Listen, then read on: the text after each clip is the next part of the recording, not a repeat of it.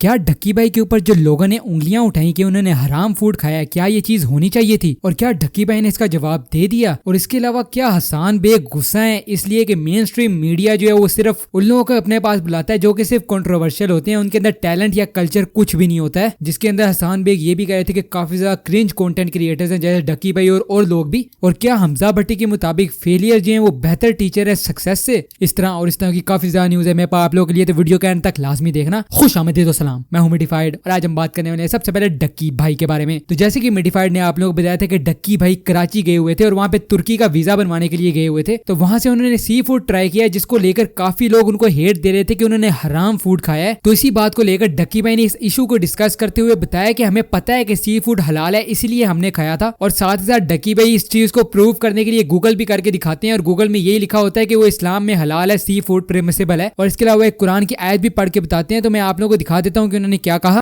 Video upload की थी जहां पे मैं सी फूड वगैरह ट्राई कर रहा था, लॉबस्टर, क्रैब्स और प्रॉन्स वगैरह। तो मुझे नीचे कुछ लोग कमेंट के अंदर कह रहे थे कि ये हलाल नहीं, वो एक चीज की नॉलेज नहीं है, इसलिए मैं आपसे ज्यादा बहस नहीं करूंगा। लेकिन फिर भी जो है ना, हम एक बेसिक गूगल सर्च कर लेते हैं जो तुम लोगों को भी कर लेनी चाहिए थी कमेंट करने से पहले। आर ऑल सी फूड हलाल? तो गूगल भाई साहब हमें क्या कहते हैं, all kind of food from the sea are permissible. Permissible का मतलब ये है कि allowed. There are certain type of water animal which are forbidden such as crocodile, frogs and turtles. यानी कि मगरमच्छ, मेंढक और कछुए वगैरह जो है वो हलाल नहीं है। इसके अलावा अगर सी फूड मरा हुआ भी हो ना तो वो भी हलाल है। और अगर तुम लोगों की अभी भी तसल्ली नहीं हो रही तो कुरान के अंदर सूरा अल माइदा वर्स नंबर 96 क्या कहता है, it is lawful for you to hunt and eat seafood. Lobster, crabs, prawns, shells, squid, ये सारे जो है सी फूड कैटेगरी के अंदर आते हैं और ये हलाल है। तो इसके बाद भी क्या आप लोगों को इस बात पे कोई सवाल है, मुझे कमेंट सेक्शन में जरूर बताइएगा। अब आगे बात कर लेते हैं हसन बेग के बारे में। तो हसन बेग जो है उन्होंने ढक्की भाई और अदर कंटेंट क्रिएटर्स को क्रिंज बोला और ये बोला कि मेन स्ट्रीम मीडिया जो है वो अपने टैलेंट को प्रमोट नहीं कर रहा है बल्कि सिर्फ क्रिंज कंटेंट को प्रमोट कर रहा है। तो हसन बेग जो है वो पाकिस्तान के जाने माने कंटेंट क्रिएटर है। तो रिसेंटली उन्होंने एक वीडियो अपलोड की जिसमें वो ढक्की भाई समेत काफी कंटेंट क्रिएटर्स पर एंग्री थे कि ये लोगों को क्या कंटेंट दिखा रहे हैं। और इसके अलावा साथ ही साथ वो निदा यासिर के मॉर्निंग शो को भी इसमें रगड़ते हैं और इसके अलावा सारे मेन स्ट्रीम मीडिया को ब्लेम करते हैं कि वो किस किस्म का फजूल कंटेंट नशर कर रहे हैं, बजाय इसके कि मॉर्निंग शोज में इस मुल्क की होनहार जनरेशन को लाया जाए, वो मुजरा करवाने पे लगे हुए हैं। और सिर्फ यही नहीं कहते हैं कि वो अपनी औरतों को नचवाते हैं, एज अ गेस्ट बुलाया जाता है और फिर उनको नचवाते हैं। उन्होंने एक्चुअल में क्या कहा, मैं आप लोगों को उनकी वीडियो का थोड़ा सा पार्ट प्ले करके दिखा देता हूँ। उसके साथ ये है कि इनको वो काम नहीं आता जो हमारे मीडिया चैनल्स पे और जो सोशल मीडिया के स्टार बनाए जाते हैं और उनको टीवी पे दिखाया जाता है। अफसोस होता है यार, दो मियां बीवी अजीब तरीके से नाच रहे हैं, उनको आपने मीडिया चैनल पे ले आया और ये लोग पाकिस्तान के इतना बड़ा काम करें, लेकिन इनको उल्टी सीधी हरकतें करने नहीं आती, इनको अपने माओ बहनों को नचाना नहीं आता, इनको पता नहीं कोई उल्टे सीधे करता दिखाने नहीं रहे, कुत्ता बिल्ली बनना नहीं आता, इनको सॉफ्ट मुजरा करना नहीं आता, तो इनको टीवी पे नहीं बुलाया जाएगा अखबार में रहने के लिए। आज यही तो हो रहा है यार, कोई भी चाहता है कि मैं किसी तरह भी वायरल हो जाऊं, चाहे उसके लिए मुझे नंगा भी होना पड़े।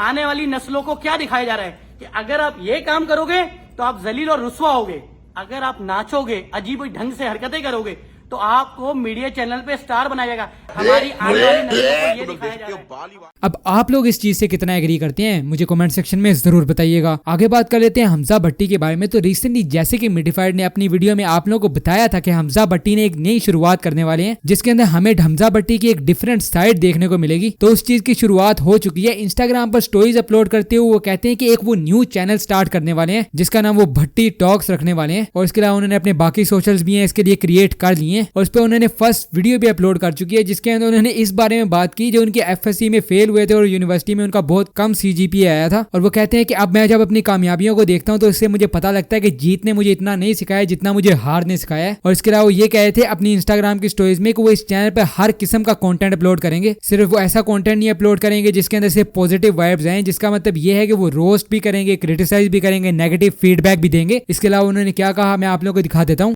अच्छा भाई, अस्सलाम वालेकुम, thank you for following this page.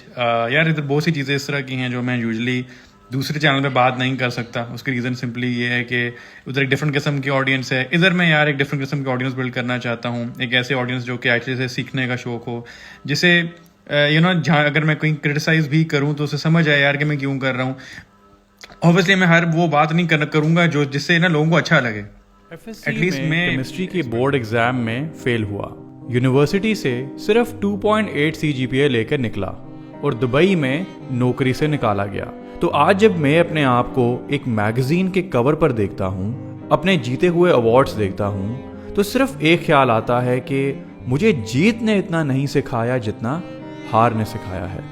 तो फिर आज के सोशल मीडिया पर हर इंसान सिर्फ अपनी जीत क्यों दिखा रहा है? आगे बात कर लेते हैं मैकडोनल्ड और पैलेस्टाइन और इसराइल की जो बातें चल रही हैं पिछली वीडियो से, जो मैं आप लोगों को बताता आ रहा हूं। अब मैकडोनल्ड ने क्या किया है, तो अगली न्यूज मैकडोनल्ड से रिलेटेड है। जैसे कि मिडिफाइड ने आप लोगों को पहले ये कवर करके बताया था कि मैकडोनल्ड पाकिस्तान मैकडोनल्ड के साथ कनेक्शन नहीं रखता है, ये उन्होंने कहा था। और फिर बहुत से लोग पाकिस्तान में मैकडोनल्ड को बाइकआउट कर रहे थे क्योंकि वो इसराइल को सपोर्ट कर रहे थे, लेकिन मैकडोनल्ड पाकिस्तान नहीं। उन्होंने इसी के रिलेटेड ट्वीट करते हुए मैकडोनल्ड पाकिस्तान ने 10 मिलियन PKR डोनेशन किया पैलेस्टाइन के लोगों के लिए। मजीद वो इसके बारे में कहते हैं, in these trying times our heart goes out to those affected by this tragic humanitarian crisis in Gaza, understanding the immense challenges they are facing. McDonald's Pakistan under Caesar Foods Private Limited's operation in stepping forward to help. We are donating PKR 10 million through the ED Foundation, hoping these funds will bolster the relief efforts and bring some solace to those affected. और इसके अलावा और भी चीजें लिखी हैं जैसे कि आप लोग पोस्ट करके पढ़ सकते हैं। अब आप लोगों को क्या लगता है कि ये किस तरह का मूव है, मुझे कमेंट सेक्शन में जरूर बताइएगा। तो अब बात कर लेते हैं विलेज फूड सीक्रेट्स के बारे में। तो विलेज फूड सीक्रेट्स काफी फेमस और काफी पुराने यूट्यूबर है जिनका असली नाम मुकर्रम सलीम है और वो चैनल रन करते हैं विलेज फूड सीक्रेट्स के नाम से। तो उन्होंने एक व्लॉग शेयर किया जिसमें वो ये बता रहे थे कि उनके साथ इंडोनेशिया जाने पर एयरपोर्ट के साथ एक बहुत अजीब सा वाकया हुआ। तो जहां पर वो जाने लगे थे तो उनको इमिग्रेशन वाले ने रोक लिया और ये कह रहे थे कि आपके पास इतने डॉलर नहीं है तो आप नहीं जा सकते। तो उन्होंने ये बताया कि मेरे पास कार्ड्स वगैरह हैं। तो आगे से उन्होंने ये कह दिया कि आप इतिहाद से क्यों ट्रैवल कर रहे हैं, आप किसी और एयरलाइन से क्यों नहीं ट्रैवल कर रहे, और इसके अलावा और भी बहुत कुछ कहा उन्होंने और फिर उनको बाहर कर दिया। इस सब पर मुकर्रम सलीम ने कुछ रीजंस बताए उनको ये जो लगे। तो एक प्रोमिनेंट रीजन जो उन्होंने ये बताया कि शायद उनको लोगों ने देसी बंदा समझ लिया था, वो इमिग्रेशन वालों ने उसको देसी बंदा समझ लिया था क्योंकि वो शक्ल को देख के और कपड़ों को देख के जज कर रहे थे, दैट्स व्हाई। और वो कह रहे थे कि क्या पता उनको टिकट के पैसे भी अब रिटर्न ना किए जाएं। आगे उन्होंने क्या कहा मैं आप लोगों को दिखा देता हूँ। अपना पासपोर्ट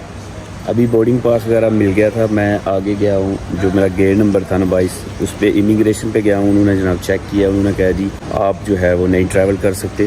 और रीज़न उन्होंने दो बताई हैं। एक रीज़न ये बताई है कि आप जो है ना आपके पास डॉलर्स कम हैं, जैसे कि वीडियो में भी आपने देखा हम डॉलर लेने के लिए गए हुए थे लेकिन मिले नहीं थे। वैसे मुदस्सर भाई के पास डॉलर्स थे, खैर मेरे पास हो। उन्होंने कहा जी आपके पास कम से कम 1000 जो है ना वो डॉलर्स होना चाहिए। और उसके बाद उन्होंने कहा जी आप ये इतिहाद एयरलाइन से क्यों ट्रैवल कर रहे हैं, ये पहले अबू धाबी जाएगी उसके बाद जाएगी जकार्ता इंडोनेशिया, यानी कि उन्होंने कहा जी आपने थाई एयरलाइन पे ट्रैवल करें। तो अभी बस ये है कि अगर इस रूट से आप नहीं जा सकते तो उसकी टिकट ही ना हो। और मुझे ये लगा है कि उन्होंने मेरी लुक देखी है, क्योंकि चेकिंग के दौरान भी हालांकि मेरे पास यही बैग है, उन्होंने काफ़ी मुझे डिस्टर्ब किया था। यानी डिस्टर्ब से मुराद ये है कि ज़्यादा टाइम लगा के चेकिंग की थी। तो अब मुझे ये लगा कि शायद कपड़ों में देख के वो यकीन नहीं कर पा रहे थे कि ये बंदा वो मतलब विजिट के लिए जा रहा है। अब इस पर काफी ज्यादा लोग उनको ये सजेशन दे रहे थे कि आप क्यों नहीं इस पे कंप्लेन करते हैं। तो क्या आप लोगों को लगता है पाकिस्तान में कंप्लेन दर्ज हो जाती है और उस पे एक्शन होता है? मुझे कमेंट सेक्शन में जरूर बताइएगा। अब बात कर लेते हैं कुछ एनिमे न्यूज के बारे में। तो द अनवांटेड अनडेड एडवेंचरर जो है उसकी न्यू PV जो है वो ब्रॉडकास्ट हो रही है जनवरी में। इसके अलावा the dangers in my heart spin off ट्वी याबा को एनिमे अडेप्टेशन मिलने लगी है और ये कंफर्म हो चुका है। तो बस अब एक मेरे पास इतनी न्यूज थी। अगर आप लोगों को वीडियो पसंद आया तो लाइक कर देना। मैं आप लोगों से मिलता हूँ अगली वीडियो में। अल्लाह हाफिज।